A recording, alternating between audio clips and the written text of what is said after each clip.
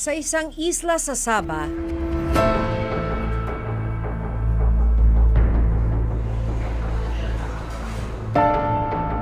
sex slave kung ituring ang ilang Pilipino. Pagdating ng mga biktima dito sa Labuan, kinukuha agad yung kanilang passport. Sasabihan sila na meron na silang utang. Pinangakuan sila ng legal na trabaho, pero pagdating doon, sila'y ikinakandado. Ibinebenta ang katawan at paulit-ulit na inaabuso. Sabi ng boss, kailangan daw po namin magpalabas po sa customer. Ano ibig sabihin ng magpalabas? Tapos yung customer gagamitin ka. Papasok po sa isang hotel. Makatakas pa kaya sila sa kalbaryong kinasadlakan?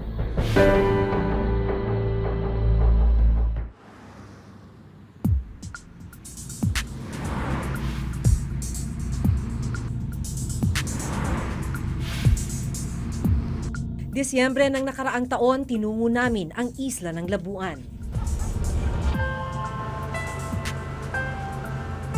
Papunta tayo ng Labuan Island, bahagi pa rin ito ng Sabah. Isa itong red light district dahil punong-puno ito ng mga bar at ng mga pub. At dito rin sa Labuan Island matatagpuan ang ilan sa mga kababayan nating may tuturing na trafficked women.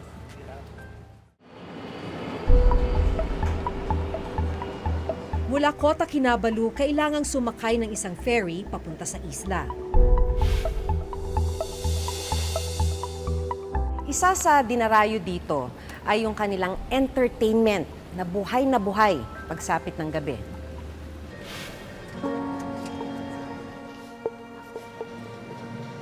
Pagdating sa isla, nakilala ko ang isang Pilipinong tumutulong sa mga kababayan nating nabibiktima ng sex trafficking. Habang nag-iikot tayo dito sa Labuan, nakatanggap yung kababayan natin na tumutulong sa mga Pinay na traffic dito sa Labuan Island na nagsasabing humihingi ng tulong na makauwi na ng Pilipinas. So, susubukan natin siyang makausap. Abangan na rin natin kung ano yung mangyayari dahil karamihan dun sa mga trafficked women dito, ang kailangan nilang malagpasan ay yung takot na makabalikan sila ng mga sindikato na may hawak sa kanila dito sa may Labuan. Ano pong sabi? Gusto na lang daw talaga siya kung ayaw niya magtrabaho. Pag sinabi pong trabaho, ito ho yung trina-traffic po sila, no? Yung nasa bar po sila, nasa karaoke.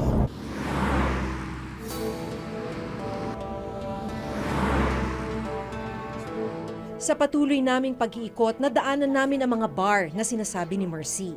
Tinuturo sa atin yung mga tinatawag nilang mga club kung saan marami raw na mga trafficked women katulad nitong kung saan tayo nakahinto ngayon. So yung mga trafficked women daw sa araw ay ikinukulong sa ibang mga bahay, hindi lang natin alam kung saan. Pero pag patak na ng gabi, kunyari alas 8, alas 9, alas 9:30, yan dinadala na daw sila dun sa mga bars para ibenta sa mga customers.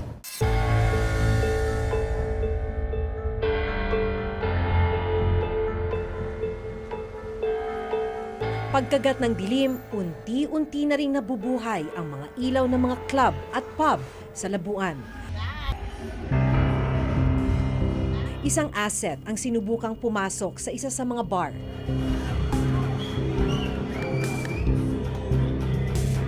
Maya-maya pa, isang babae ang lumapit sa aming asset at nagsabing pumili na ng mga babae na pwedeng i-table. Pinatayo niya ang nasa mahigit 10 babae. Lahat daw mga Pilipina. Ang pinakabata sa kanila, 19 na taong gulang. Kalimitan po, pumupunta po sila dito. Akala nila ibang trabaho? Yes po, ang sabi ng daw, isang trabahong maganda receptionist ng hotel, isang waitress. Pagdating dito, ganon. Kinukuha na ho yung passport nila. Opo, sa kinukuha na daw passport nila yan lahat. Pagdating ng mga biktima dito sa Labuan, kinukuha agad yung kanilang passport. Sasabihan sila na meron na silang utang. Ang pinakamababang utang ay 6,500 ringgit. Katumbas ito ng around 80,000 pesos. At para mabayaran yung utang na yon, kailangan daw nilang magpa-booking. Pero bukod sa halos araw-araw na pagbebenta sa kanila, posible rin silang mahuli ng Malaysian authorities dahil sa kawalan nila ng dokumento para makapagtrabaho rito sa Sabah. Ganito ang nangyari kina Chona, Loida at Gemma nito lamang nakaraang Nobyembre. Ano nangyari nung day? Inanapan po kami ng passport. Tapos yung iba po kasi, yung ibang mga bag, wala pong passport, wala ang ka-documents pumunta dito. Tapos pinagsasampal-sampal nila sa amin yung mga passport. Pagdating sa kulungan, dito na raw mas naging mala-impyerno ang kanilang mga buhay. Akala nyo, yung rape, baka maliligtas na kayo. Opo. Ang akala namin, iuwi na kami. Yung pag-raid nila sa amin, kinulong po kami na dahil pa naming kriminal. Mas malala pa yung dinanas namin sa kulungan kaysa dinanas namin dito sa quarters namin. Parang doble yung dinanas namin doon. Pansamantalang nakalaya ang tatlo matapos silang tulungan ng ilang kaibigan na makapagbayad ng piyansa. Nagbayad ng abogado 3,000 RM, tapos deposit sa'yo 3,000 RM, so 6,000 yun. Pero mag-attend pa po ako ng hearing. May chance pa daw po na makulong po ako. Habang nasa biyahe, itinuro nila sa amin ang kanilang naging kulungan. Pilipino po lahat ng kinukulong nila, iba dyan. Diyan? Opo. Sa police station na yan? Meron po nakakulong dyan. Bago nila dadala sa Lumamera. Pero meron pa po dyan. Mga ilang Pinay yan? Ayun. Marami po kaso yung iba nakalabas din. Kaso tulad din po namin, pansamantala lang. Pansamantala. Gaya ng ibang biktima, pinangakuan din sina Chona ng magandang trabaho bago pumunta rito sa Sabah. Kwento nila, mula Maynila, dinala sila ng recruiter sa Brooks Point, Palawan. Mula Palawan, isinakay sila sa isang bangka at bumiyahe ng 7 oras hanggang makarating ng Sabah. Ako. Hindi kayo dumaan sa immigration. Hindi po. May mga hawak ba kayong passport? Passport po, may hawak po kami. Nagtaka nga po kami, bakit doon kami dinahan? Ano yung akala mong trabaho? Waitress lang po talaga. Yan po kasi yung sinabi ng agent sa amin. Pumaya po ako kasi sabi nila, 1 month, 3,000 RM yung sahod. Magkano na rin po yun sa Pinas? Nasa 30,000 na po. Tapos, tinatanong ko, bakit ganito? Sabi, bakit kailangan namin mag-makeup? Bakit kailangan namin mag-base ng sexy? Doon na po ako nagtanong. Sabi, sabi ng boss, kailangan daw po namin ganun nga po.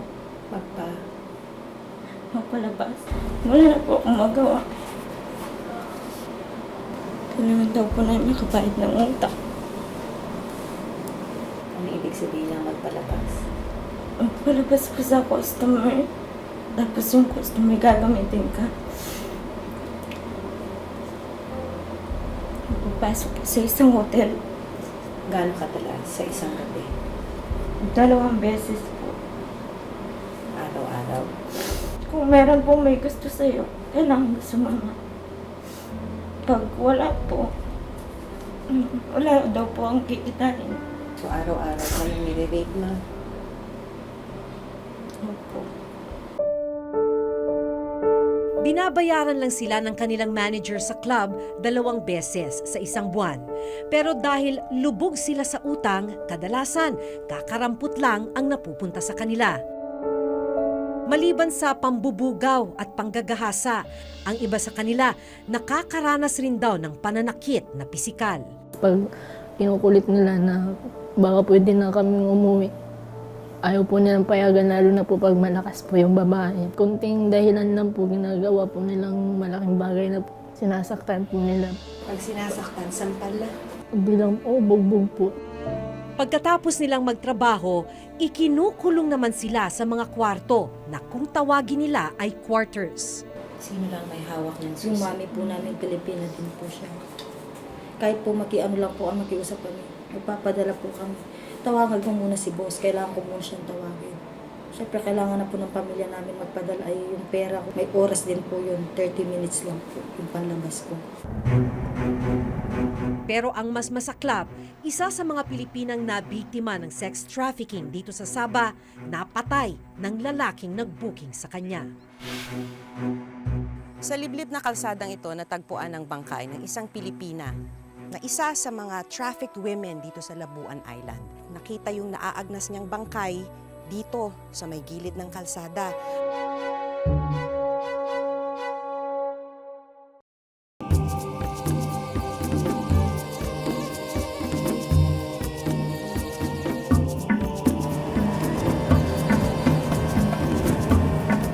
Ayon sa isang biktima na nakausap natin, mula sa Palawan ay pinasakay sila ng isang bangka.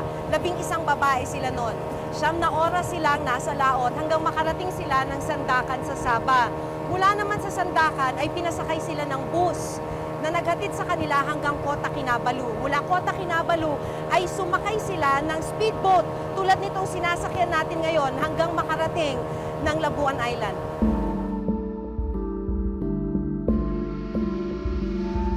Walang kamalay-malay ang grupo ni Nachona na sa pagdating sa Sabah, isasabak sila sa bentahan ng laman. Hindi alam ng mga pamilya nila sa Pilipinas na nabiktima sila ng sex trafficking. Alam ba namin pamilya mo kung ano nangyayari sa'yo? Hindi po. Anong alam nila? Ang alam nila, nagtrabaho po ako waitress. Pero hindi nila alam na nabiktima po ako ng agent ko po. Kasi hindi ko po masabi-sabi sa papa ko. Ayoko po kasing mag-alala yung papa ko kasi may sakit din sa puso yung papa ko. Baka hindi na kayanin. Tapos nagtaka sila na hindi nila ako makontak sa loob ng 2 linggo. Sabi ko lang po nagka-problema yung cellphone ko, wala pa akong pambili. Dahil iniiwasan ko po may mangyari din sa papa ko. Kasi ako lang din po yung inaasahan sa amin.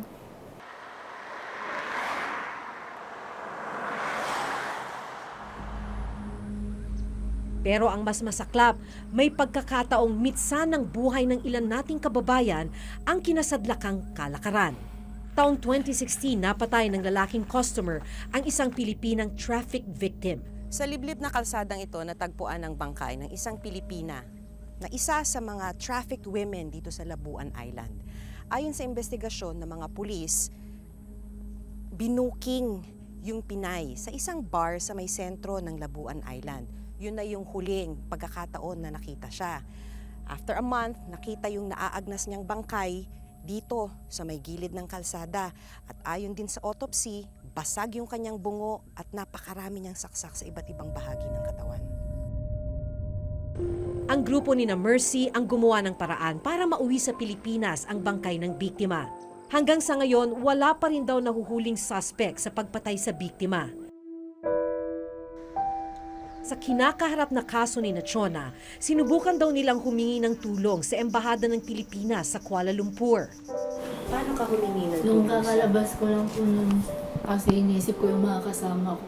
Sabi ko, parang awan nyo na po, may mga nangangailangan ng tulong po yung mga kasama ko, mga bagong panganak pa na nakulong nga po.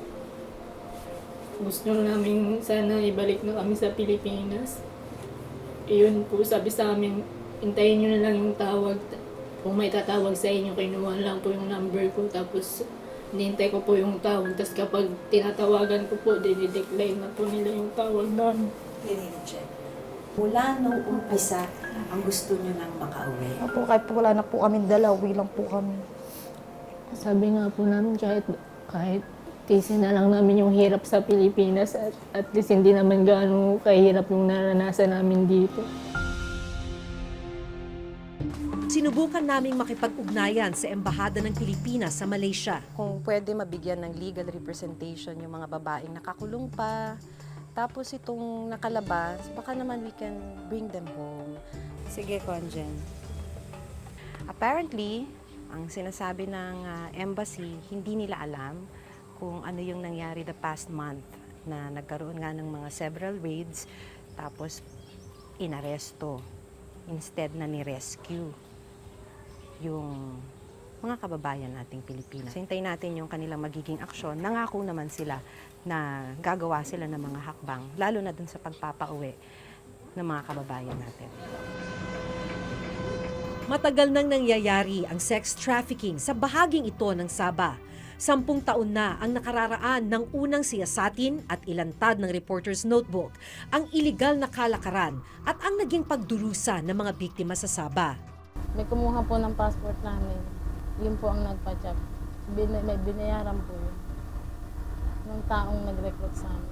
Marami ng mga napupunta dyan sa Sabah ay galing din sa Western and Southwestern Mindanao. At pabalik-balik nga sila doon. Kasi nga, para sa kanila, yung pagkakakitaan ay nasa Sabah. Hanggat hindi pa rin masagot ng pamahalaan, paano niyang i-address yung issue ng claim, yung legal issue, at paano niyang tutugunan yung mga pangangailangan ng ating mga tauhan doon. Despite this claim, hindi sila makakagalaw, hindi sila makaka-come up ng solusyon dun sa mga problema ng ating mga Pilipino sa Sabah. Sa buong mundo, 3 ang human at sexual trafficking sa itinuturing na most profitable organized crimes na umaabot sa $32 billion kada taon. Minsan nang itinuring ng United Nations ang Pilipinas bilang isa sa mga bansang may mataas na kaso ng human trafficking. Isa raw ang Pilipinas sa pinagmumulan ng mga biktima patungo sa ibang rehiyon.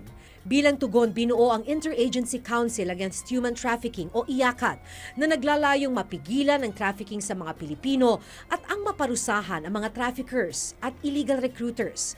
Sa datos ng IACAT, nasa 232 traffickers na ang nakonvict o nahatulan ng guilty mula 2011 hanggang 2016. Sa isang pag-aaral ng United Nations, nasa 60,000 hanggang 100,000 ang mga Pilipinong nabibiktima ng sex traffickers.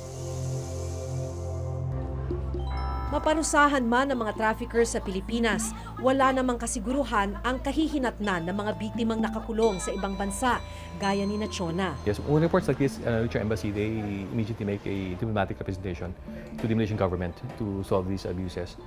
Secondly, in the past months, nung may pictures kami nakita dyan, we immediately had a plan for a team to go there to assist the Filipinos to go home, precisely to get them out of that abuse situation. Gaya ng ipinangako ng Consul General ng Pilipinas sa Malaysia, matapos lamang ang 2 araw mula nang sila'y aming makausap, binisita nila ang grupo ni Chona. Pumunta rin sila sa immigration officer ng Labuan Island para alamin ang kaso ng 3 at iba pang Pilipina. So we are here to intervene on their behalf. Hopefully we can convince the authorities here to respect their rights and provide them the necessary legal protection, and hopefully mapauwi natin sila. Unfortunately, this kind of cases is kind of widespread in this part of Malaysia. We have a lot of Filipinos who are experiencing the same situation, except that the only time that we know about is when they report. Panahon na raw para magkaroon ng permanenteng kinatawan ng Embahada ng Pilipinas dito sa Sabah para may matakbuhan ang mga nabibiktimang Pilipino. Sana bigyan tugon ito ng ating pamahalaan para naman hindi mahirapan yung ating kababayan dito. Diyan sa mga dokumento kailangan sa mga problema, sa mga basic need na kailangan ng ating kababayan dito. The Department of Foreign Affairs is always on top of the situation. Long term, we hope that we will be able to make our trips more frequent and longer so that ma-engage natin sila fully and yung kanilang lahat ng karapatan ay maprotektahan.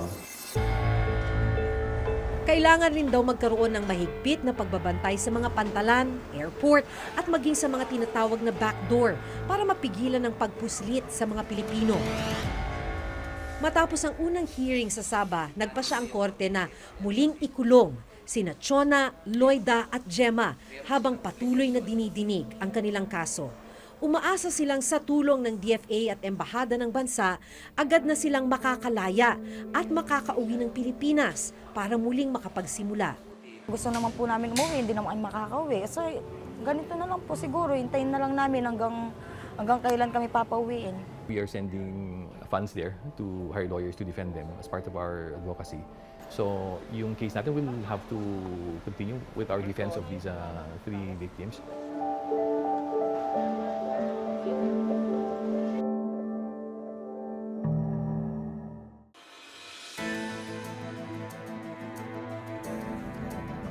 Hindi ko lubos maisip ang kalbaryong dinaranas ng ilang kababayan nating Pilipina. Darating silang dayuhan sa Sabah, bitbit ang pag-asang magtrabaho at kumita para sa pamilya. Pero itatrato silang parang hayop na ikukulong sa hawla. Konkretong plano at aksyon ang kailangang gawin ng gobyerno para masigurong wala nang mabibiktima ng ganitong uri ng kalakaran. Mula rito sa Sabah, ako si Maki Pulido at ito ang nakatala sa aking Reporter's Notebook.